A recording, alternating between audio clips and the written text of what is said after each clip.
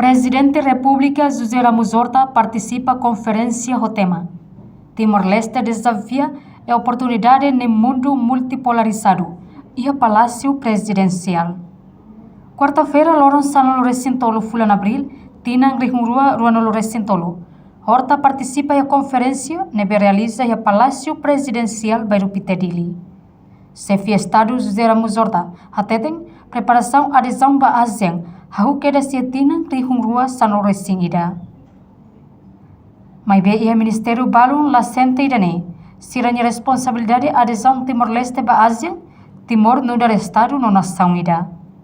Preparação para a adesão ba ASEAN, hau creationa, hau queda se 2011, mas está tendo hau nanei, Ministério Balun Barak, Hanoi que não é responsabilidade do Ministério dos Estrangeiros nem Laos governo união, preocupação uno cada ministro dos estrangeiros ir a presidência escolheu algo ir até marca reunião Ministério Estrangeiro do Moço da marca presença também lá sente que não seria responsabilidade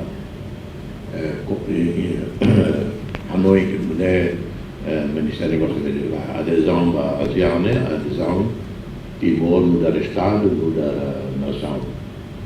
E a União Cernense sectoral, o todo, o SEAT, o ZED, o nível Baragliu, o Working Group, o CIMEIA.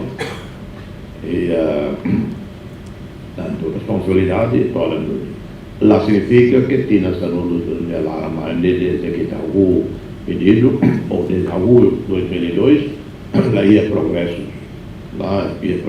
Barak, por exemplo, o primeiro-ministro do Camboja, Nia Rasik, Nia Tete, e pode ser que Nia diplomático, né, mas Nia Tete.